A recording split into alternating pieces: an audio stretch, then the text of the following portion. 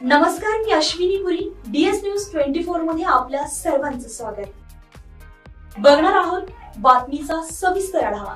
आमच्या DS news 24 चॅनलला like करा, शेअर करा, सबस्क्राइब करा आणि बेल आयकॉन प्रेस करायला विसरू नका. शेतकरी कामगार विरोधी जनसुरक्षा विधेयक मागे घ्या, मागे घ्या, मागे घ्या. शेतकरी कामगार जनता विरोधी जनसुरक्षा विधेयक मागे घ्या, मागे घ्या, मागे घ्या. शेतकऱ्यांच्या विरोधात निर्णय घेणारा राज्य सरकार मुर्दाबाद, मुर्दाबाद, मुर्दाबाद. सरकारचं करायचं काय? खाली लोक वर पाय. सरकारचं करायचं काय? खाली लोक वर पाय. भारतीय कम्युनिस्ट पक्ष आणि किसान सभेच्या वतीनं संगमनेर येथील प्रांताधिकारी कार्यालयावर विविध मागण्यांसाठी भव्य मोर्चा काढण्यात आला होता.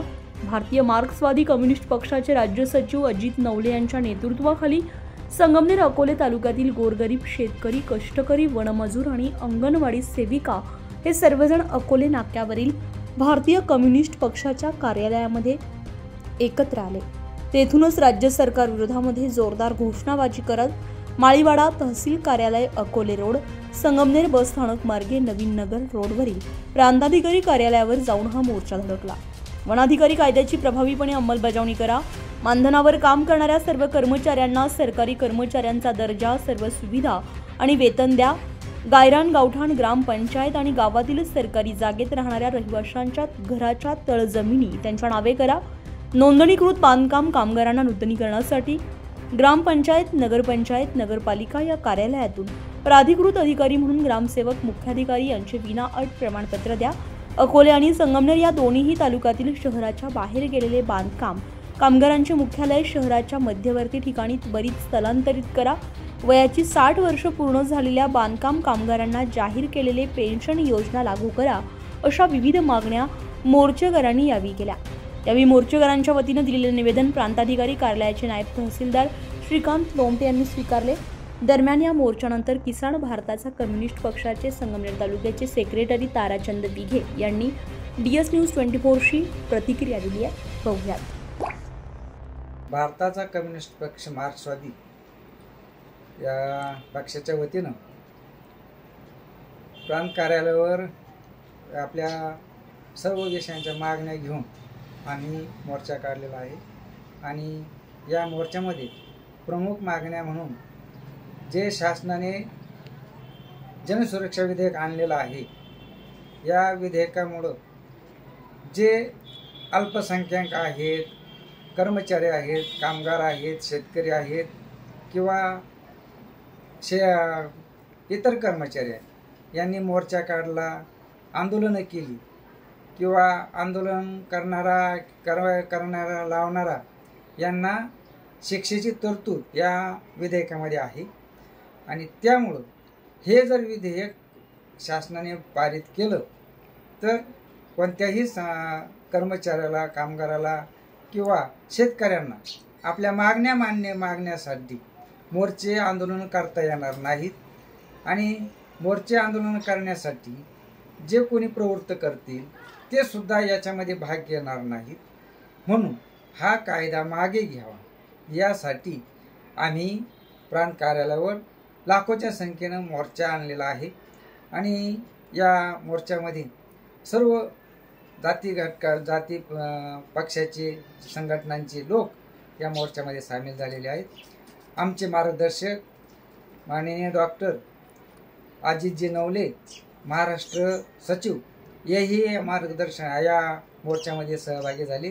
त्याचप्रमाणे जिल्हा सेक्रेटरी माननीय सदाशिव साबळे साहेब, माननीय अमितजी माननीय नामदेव भांगरे आणि एकनाथ नेंगाळ यांच्याही वतीनं आम्ही आणि मथुराबाई गोरडे, तालुका अध्यक्ष मी ताराचंद दिघे, संगमनेर तालुका सेक्रेटरी मार्क्सवादी कम्युनिस्ट पक्ष, आम्ही सर्वांनी या ठिकाणी मोर्चाला आलेलो आहोत.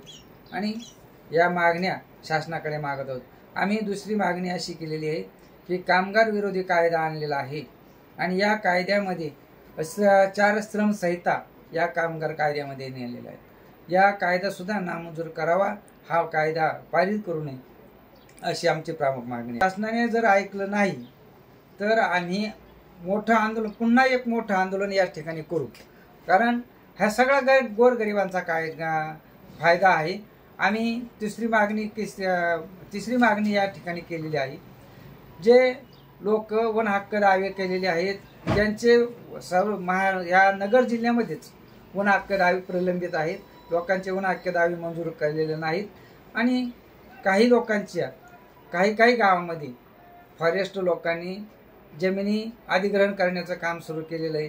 ज्यांचे वन हक्क दावे आहेत त्यांच्या GPS मोजण्या केलेल्या नाहीत, त्यांना नकाशे केलेले नाहीत किंवा काही ठिकाणी आता उदाहरणार्थ डोळसने झालं, खांबे झालं, या ठिकाणी मोजण्या झाल्यात पण त्यांच्या GPS मोजण्या कोणाच्या 10 गुंठ्याच्या कोणाच्या 20 गुंठ्याच्या केलेल्या आणि ह्या मोजण्या त्यांच्या ताब्यामध्ये 5-5 एकर क्षेत्र असताना लोकांच्या मोजण्या कमी केलेल्या आहेत आणि फायली ज्या शासन दरबारी पडेल आहेत तर काहींच्या फायलीच गहाळ झालेल्या आहेत. तेव्हा ह्या मागण्या आम्ही मांडलेल्या आहेत आणि शासन दरबारी ह्या वन हक्क दावे मंजूर करावेत अशी आमची प्रामुख्याने मागणी आहे. याच्यात काही सुधारणा होईल असं वाटतं का शासनाला? व्हायला पाहिजे.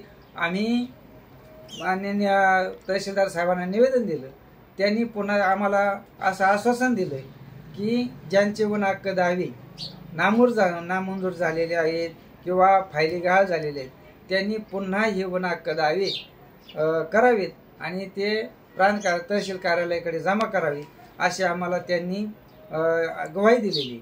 आज 10-15 दिवसांनी प्रांत कार्यालयामध्ये माननीय प्रांत साहेब, BDO साहेब, माननीय तहसीलदार साहेब यांची संयुक्तिक बैठक आणि फॉरेस्टचे कर्मचारी यांची संयुक्तिक बैठक येत्या 30 तारखेनंतर या ठिकाणी होणार आहे.